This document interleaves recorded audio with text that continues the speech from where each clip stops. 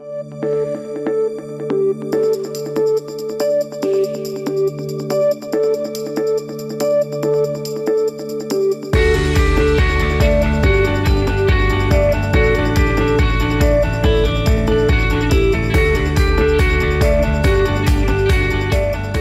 right, Cody Broderick back at the Silicon Slopes Tech Summit, 14,000 people this year showing up, interviewing some of the brightest minds, CEOs, politicians, best-selling authors. I've got Jeff Smith here, who, seriously for me, is someone I really look up to. Not only for his accomplishments, what he's done, and his reputation and what he's done as a CEO, but I absolutely love your style. He's always great. He's always looking good. He's always looking sharp, and he always shows up. Best dressed guy in our state. But we're going to talk to you a little bit about this podcast, which is the Global Growth Podcast. Have some, questions, just a few minutes. But tell us a little bit about your company and what you're doing, and maybe why you're here at the summit. Okay, good. Well, I started Jet Dental, so we are trying to improve oral health, and so we want to make it easier for people to get oral health. So we started going to corporations. So a lot of the Silicon Slopes companies, we actually go to them, and we bring our dental staff in there and go in a big conference room and just do the dental cleanings and the comprehensive exams and make sure people are healthy and in their oral health. So, and we make it really easy for them because they're right there in their own office where they work. So we make it a lot easier. And then we also start our Hope Hayes Clinic, where we make it easy for refugees to get oral health, and we just provide that for free. So the profits we get from corporations allows us to do oral health for free with refugees and kids in underserved areas in our community. Wow, that's phenomenal. So in short, guys, on-site dental at your company, Jet Dental, they'll come on site and do all that for you. We definitely need to sign up for that. We've got the gym membership and we got benefits and stuff.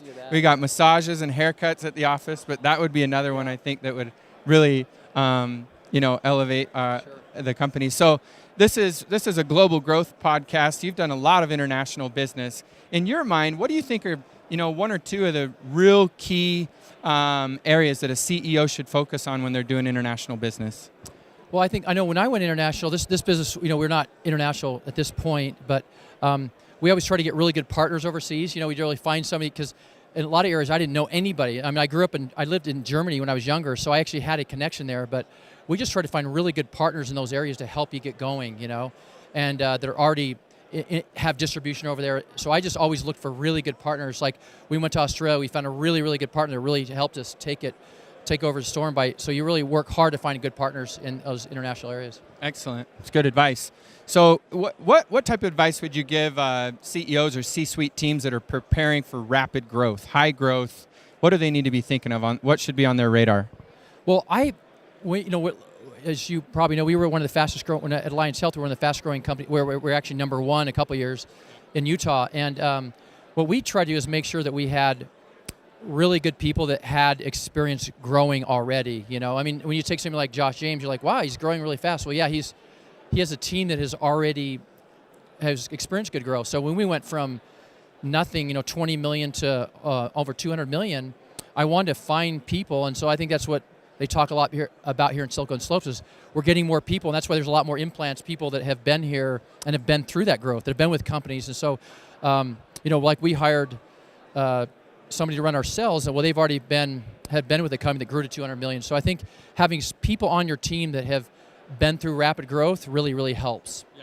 That can help walk that path in advance, clean things up, and anticipate what it looks like 3 to 5 years down the road. I think you have to have good funding too. I think it's really, really important that you think through the cash flow. I think it's a shame when people are growing and they just run out of cash, and so that's why I think it's important that you have thought through not so much how you make money, but how does the cash flow, and will you have cash to grow? So that's really, really important. Right, and injecting it and understanding that there is a point where there's a heavy, heavy investment you could be burning before you start hitting that return point in that build phase. So here's a question for you I love asking. What is the difference that makes the difference? What's the difference that makes the difference with people that you've been around that are highly successful, high energy, high growth? I mean, what's the difference? I think that, I know as I've seen my first company I just focused on, I'm going to really have this company, I'm going to exit and we're going to make good money. I think when you start with the why in mind and you have this passion and desire to do what you're doing and you feel like you're making a difference, and And like Todd Vivint was just talking up there, he said, you got to really want it really bad and work really, really hard, and there is no shortcut. And so I think it's just, if you have a passion for what you're doing, you surround and hire people in your group that have had that passion with you, you'll find a way to make it happen. I mean, we started this new company 9 months ago, and we're already in most every Silicon company already, a Silicon Slopes company already. And so we found a really big need in the marketplace. So I think the key is find a need in the marketplace that is a true need, and you're thinking of the consumer first. You're thinking of what problem am I solving, and when you see that you're solving that problem, and you just keep duplicating that. And so we found there was a problem in the marketplace, and we were able to solve it, and people were willing to pay for that. It was like, it gets real exciting. Yeah, absolutely. So if you had to pick a genre of music, would you pick 70s or 80s? 80s for sure. All right. For sure. That's across the board so far, so that's good. I love 80s as well. And what about favorite type of cheese? Oh, it's funny you said that. I love cheese. I like this company in Utah called Beehive Cheese. I like kind of more sharp cheese. Yeah. Gouda. I like all kinds of cheese. I like blue. Yep. Love cheese. Awesome. Okay, if you could rewind time, go back to your, give advice to your 20-year-old self, what would it be? Oh, wow, that's a great question. I would just say find something you're very, very passionate about. So I think if you could find something that I would say you focus on something that you really, really enjoy, and then find your God-given gifts and put those together. So in other words, what were you blessed with? What are your talents? And marry that with something you're real excited about.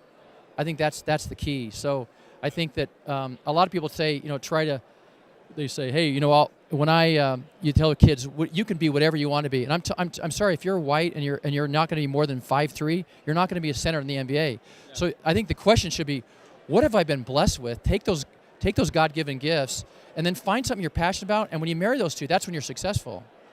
Yeah, and then I would add on to that, be fearless. Just jump in and learn, fail a lot, that's right. Because that's how you're going to learn. Amen. Yeah.